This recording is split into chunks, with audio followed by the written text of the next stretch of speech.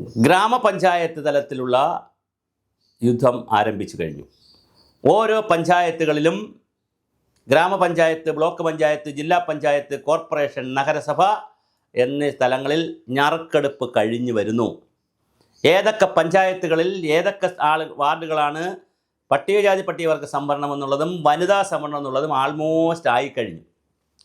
അപ്പോൾ തന്നെ നിലവിൽ അവിടെ മത്സരിക്കുന്ന ജനറൽ വാർഡിൽ നിന്ന് ജയിച്ച ആളുകൾ ജനറൽ വാർഡിൽ നിന്ന് അത് പട്ടികജാതി പട്ടികവർഗമോ സ്ത്രീയോ വനിതാ വാർഡായിട്ടുണ്ടെങ്കിൽ അടുത്ത വാർഡ് അന്വേഷിച്ച് തുടങ്ങി. സ്ത്രീകളെ സംബന്ധിച്ചിടത്തോളം 50% സ്ത്രീകളാണ് പഞ്ചായത്ത് രാജ് സ്ഥാപനങ്ങളിലുള്ളത്. അവരിൽ മഹാഭൂരിപക്ഷം പേരും മത്സരിക്കാൻ സാധ്യത കുറവാണ്.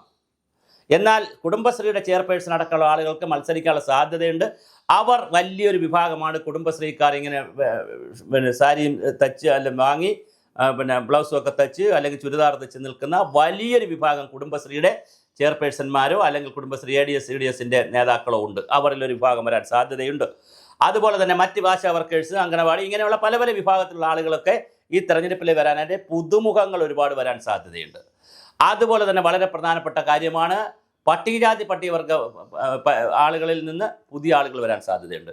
10,000-ഓളം പേരെയാണ് പ്രൊഫഷണലുകളെ പരിശീലിപ്പിച്ചുകൊണ്ട് പഞ്ചായത്തുകളിലേക്ക്, ഗ്രാമതലങ്ങളിലേക്ക് 10 പേരെ, 1000 പഞ്ചായത്താണെങ്കിൽ 1000-അടുത്ത പഞ്ചായത്താണല്ലോ, ഒരു 10 പേരെ കണക്കാക്കി 10,000-ഓളം ആളുകളെയാണ് CPM മാസങ്ങൾക്ക് മുമ്പേ തന്നെ താഴെ തലങ്ങളിലേക്ക് വിട്ടിരിക്കുന്നത്. അപ്പോൾ അതിലുള്ള ചില ആളുകളും പഞ്ചായത്ത് തലത്തിൽ പ്രവർത്തിച്ചുകൊണ്ട് അവർ കയറി വരാനുള്ള, അവിടെയൊക്കെ മത്സരിക്കാനും ഒക്കെ ഉള്ള സാധ്യതയുണ്ട്. പിന്നെ കോർപ്പറേഷനുകളാണ്. അവിടെ അടുത്ത ബ്ലോക്ക് പഞ്ചായത്താണ്.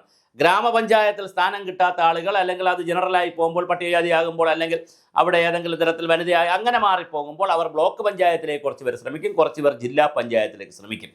അങ്ങനെ ഇങ്ങനെയാണ് ഇതിൻ്റെ ഒരു പശ്ചാത്തലം. ഇനിയാണ് കോർപ്പറേഷൻ തിരഞ്ഞെടുപ്പ്. കോർപ്പറേഷൻ തിരഞ്ഞെടുപ്പിനെ സംബന്ധിച്ചിടത്തോളം പല ആളുകൾ ഇപ്പോൾ തന്നെ പല പാർട്ടികൾ ഇപ്പോൾ തന്നെ വലിയ സന്നാഹം നടത്തി കഴിഞ്ഞു. തിരുവനന്തപുരം കോർപ്പറേഷൻ BJP രാജീവ് ചന്ദ്രശേഖരനെ മുൻനിർത്തി, രാജീവ് ചന്ദ്രശേഖരൻ്റെ ഒരു മേൽനോട്ടത്തിൽ തിരുവനന്തപുരം കോർപ്പറേഷൻ പിടിക്കുന്നത് എങ്ങനെ, അതുപോലെ തന്നെ പിന്നെ പന്തളം പോലുള്ള കോർപ്പറേഷനുകളും അത്തരം കാര്യങ്ങളൊക്കെ കുമ്മനം രാജശേഖരനെ മുൻനിർത്തി പ്രചരണ ക്യാമ്പയിനുകൾ മുൻനിർത്തി, മീൻസ് അവർ മത്സരിക്കുന്നു എന്നല്ല, അവർക്ക് ചുമതല കൊടുത്തുകൊണ്ട് ഇങ്ങനെ പോകുന്നത് എങ്ങനെ. കൊല്ലത്ത് അതുപോലെ തന്നെ ഉള്ള സംവിധാനം, അതുപോലെ തന്നെ തൃശ്ശൂരിൽ സുരേഷ് ഗോപിക്ക് മുൻതൂക്കം കൊടുത്തുകൊണ്ട് സുരേഷ് ഗോപിയുടെ നേതൃത്വത്തിലുള്ള ചില ചലനങ്ങൾ തൃശ്ശൂർ ഉണ്ടാക്കാൻ പറ്റുമോ. പാലക്കാട് ഇതിൻ്റെ ഇടയിൽ അടി തുടങ്ങിയിട്ടുണ്ട്. കൃഷ്ണകുമാറും നിലവിലുള്ള ആളുകളും തമ്മിൽ പാലക്കാട് അടി തുടങ്ങിയിട്ടുണ്ട്. ഈ അധികാരം ഒരുപാട് പ്രാവശ്യം വരുന്ന, അല്ലെങ്കിൽ 1-2 പ്രാവശ്യം അധികാരം വന്നാൽ പിന്നെ തല്ല് തുടങ്ങും. അത് എല്ലാ പാർട്ടിയുടെ ഒരു ശാപമാണ്. അപ്പോൾ പാലക്കാട് എന്തായാലും പാലക്കാട് മുനിസിപ്പാലിറ്റിയിൽ വളരെ നഗരസഭയിൽ വലിയ തല്ല് തുടങ്ങിയിട്ടുണ്ട് ഇപ്പോൾ BJPയുടെ നേതൃത്വത്തിൽ. അങ്ങനെയുണ്ട്. പിന്നെ അത് കഴിഞ്ഞാണ് പിന്നെ ലീഗിൻ്റെ കുറേ നഗരസഭകളുണ്ട്. അങ്ങനെ ഓരോ വ്യത്യസ്തമായ നഗരസഭകളുണ്ട്. ഈ നഗരസഭകളിൽ തൃശ്ശൂർ, തിരുവനന്തപുരം, കൊല്ലം, പാലക്കാട്, ഇത് 4നെയും നന്നായി BJP നോട്ടമിട്ട് പോകുന്നു.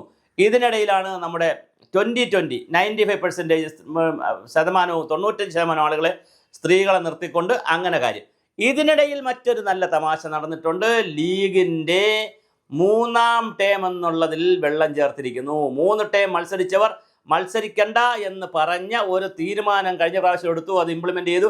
ഇപ്രാവശ്യവും അത് കർശനമായി വച്ചെങ്കിലും ഇന്നലെ വരുന്നൊരു വാർത്ത, ലീഗ് അതിൽ വെള്ളം ചേർക്കുന്നു. താല്പര്യമുള്ള അല്ലെങ്കിൽ കഴിവുള്ള മറ്റ് സാഹചര്യത്തിൽ, മറ്റൊരാളിനെ കിട്ടാത്ത സാഹചര്യത്തിൽ, അല്ലെങ്കിൽ ഇദ്ദേഹത്തെ ജയിച്ചാൽ 3 പ്രാവശ്യം മത്സരിച്ചെങ്കിലും 3 തവണ മത്സരിച്ചെങ്കിലും അദ്ദേഹത്തെ നിർത്തിയാൽ, അത് വനിതയായാലും പുരുഷനായാലും നിർത്തിയാൽ ഗുണം കിട്ടും എന്നുണ്ടെങ്കിൽ വീണ്ടും പരിഗണിക്കാമെന്നുള്ള ഒരു സർക്കുലർ ഇന്നലെ താഴേക്ക് പോയിട്ടുണ്ട്. അപ്പോൾ ലീഗും വെള്ളം ചേർക്കുന്നുണ്ട്.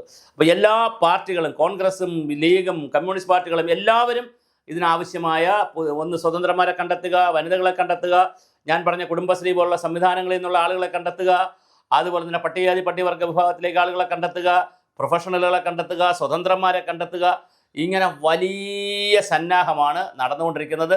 എന്തായാലും നവംബർ ആദ്യം തന്നെ, മിക്കവാറും ആദ്യത്തെ ആഴ്ച അല്ലെങ്കിൽ തൊട്ടടുത്ത ആഴ്ച തന്നെ 15 മുമ്പ് എന്തായാലും ഇലക്ഷൻ പ്രഖ്യാപിക്കാൻ എല്ലാ സാധ്യതയുമുണ്ട്.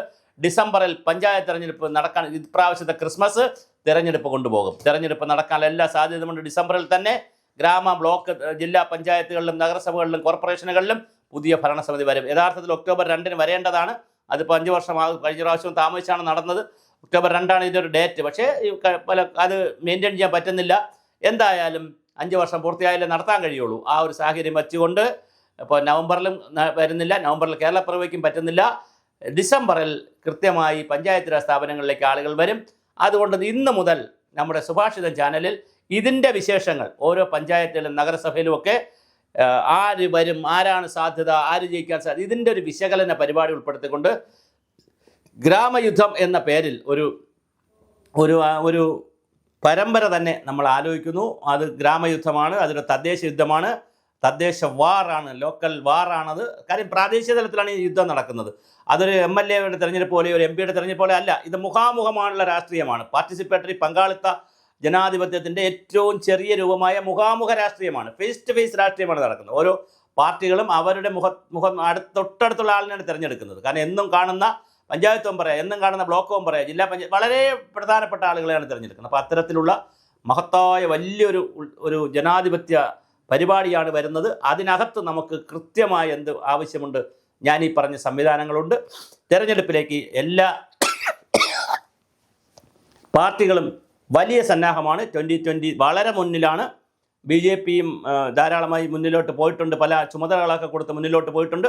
എന്നാൽ കോൺഗ്രസും ഒട്ടും പിറകിലല്ല, CPM-ഉം പിറകിലല്ല, ഇടതുപക്ഷ മുന്നണിയും എല്ലാവരും വലിയ തോതിലാണ് കൃത്യമായി മുന്നോട്ട് പോകുന്നത്. അതിനിടയിലാണ് വേറെ ചില കല്ലുകടി ഭരണകക്ഷിക്കുണ്ട്. ഒന്ന്, ശബരിമലയുടെ വിഷയം ലോക്കൽ തെരഞ്ഞെടുപ്പിലും സ്വാധീനിക്കാം. കാരണം അതിനിപ്പോൾ ടേൺ ചെയ്യുന്നത് എങ്ങനെയാണെന്ന് അറിയത്തില്ല. കാരണം ഇപ്പോൾ മുരാരി ബാബുവായി, ഇനിയിപ്പോൾ ആദ്യം നമ്മുടെ ഉണ്ണികൃഷ്ണൻ പോറ്റിയായി, പിന്നെ അത് അനന്ത സുബ്രഹ്മണ്യമായി, മുരാരി ബാബുവായി.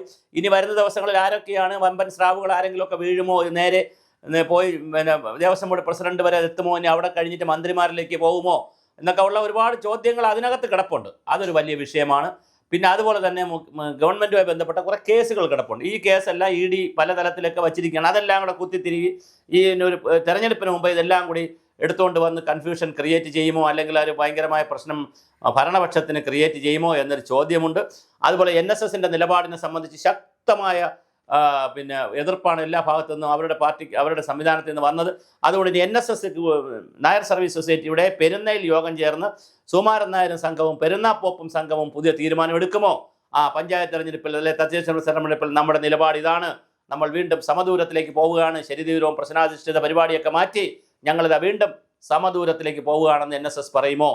ഇപ്പോൾ അസംബ്ലി തെരഞ്ഞെടുപ്പിന് ഒരു നിലപാടും തദ്ദേശഭരണ തെരഞ്ഞെടുപ്പിൽ മറ്റൊരു നിലപാടുമായി മാറി നമ്മുടെ വെള്ളാപ്പള്ളി നടേശൻ വരുമോ? വെള്ളാപ്പള്ളി നടേശൻ ഇപ്പോൾ എപ്പോഴും LDF വരണമെന്ന് പറയുമ്പോഴും അങ്ങനെയല്ല. പഞ്ചായത്ത് തെരഞ്ഞെടുപ്പിന് ഒരു സമദൂര സിദ്ധാന്തം പിടിച്ചിട്ട് അതിൻ്റെ ഒരു ട്രെൻഡും കൂടെ നോക്കിയിട്ട് പിന്നെ ഇത് പിടിക്കുമോ? അതോ അല്ല ബ്ലൈൻഡായിട്ട് black and white blank cheque കൊടുക്കും പോലെ തദ്ദേശഭരണ തെരഞ്ഞെടുപ്പാവട്ടെ നിയമസഭാ തെരഞ്ഞെടുപ്പാവട്ടെ LDF തന്നെ വരട്ടെ എന്നുള്ള ഒരു നിലപാട് വെള്ളാപ്പള്ളി നടേശൻ എടുക്കുമോ? ഇത് വളരെ പ്രധാനപ്പെട്ട ഒരു കാര്യമാണ്. ഒരു കാര്യം കൂടെ പറഞ്ഞ് അവസാനിപ്പിക്കാം. കേരള കോൺഗ്രസ് മാണി ഗ്രൂപ്പിൽ നിന്നുള്ള ഒരു കൊഴിഞ്ഞു പോക്ക് ഇപ്പുറത്തേക്ക് വരാൻ സാധ്യതയുണ്ട് എന്നുള്ള സൂചനകൾ പറയുന്നു. അത് മൊത്തത്തിൽ മാണി ഗ്രൂപ്പ് ജോസ് കെ മാണിയും സംഘവും LDF-ലേക്ക് വരുമോ, അതോ അവരിലുള്ള അണികൾ ഒരുപാട് പേർ ഇപ്പുറത്ത് ചേരുമോ, കുറേ നേതാക്കൾ ഇപ്പുറത്ത് ചേരുമോ എന്നുള്ള ചർച്ചയും നടക്കുന്നു. മോൻസ് ജോസഫൊക്കെ കഴിഞ്ഞ ദിവസം പത്രസമ്മേളനമൊക്കെ നടത്തി കുറേ കാര്യങ്ങളൊക്കെ പറയുകയുണ്ടായി. അപ്പോൾ ഇതെല്ലാം കൂടെ വരുന്ന വളരെ മനോഹരമായ ഒരു പൊളിറ്റിക്കൽ അനാലിസിസാണ് ഇനി നമ്മൾ വരുന്ന ദിവസങ്ങളിൽ നടത്താൻ പോകുന്നത്.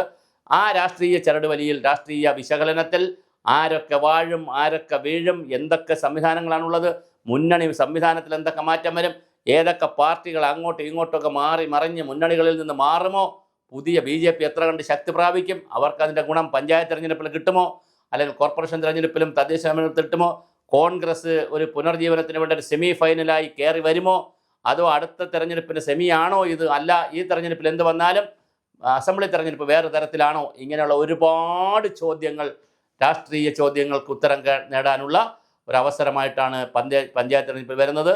ഞങ്ങളും ഇത് ലക്ഷ്യമാക്കിക്കൊണ്ടുള്ള പരിപാടികൾ ആരംഭിക്കുകയാണ്. പുതിയ സ്ഥാനാർത്ഥികളെ പരിചയപ്പെടുത്തുന്ന ഒരു പരമ്പരയുണ്ടാകും. സ്ഥാനാർത്ഥികൾ വന്നാൽ അത് അവർ ടൈം കിട്ടുകയാണെങ്കിൽ അവരെ ഈ ചാനൽ വഴി നമ്മൾ പരിചയപ്പെടുത്തുന്ന ഒരു പരമ്പരയുമുണ്ട്. അതുകൊണ്ട് സ്ഥാനാർത്ഥിയാകാൻ ആരെങ്കിലും ഇപ്പോഴേ തയ്യാറെടുത്ത് നിൽക്കുകയാണെങ്കിൽ ഞങ്ങളുടെ നമ്പറിൽ ഞങ്ങളെ കൂടി കോൺടാക്റ്റ് ചെയ്യുക. നിങ്ങളുടെ പ്രവർത്തനങ്ങളും അടക്കമുള്ള കാര്യങ്ങളെ നിങ്ങളെ ഈ ചാനൽ വഴി നമ്മുടെ ലോകത്തിനും കേരളത്തിനുമൊക്കെ പരിചയപ്പെടുത്തുന്നതുമാണ്.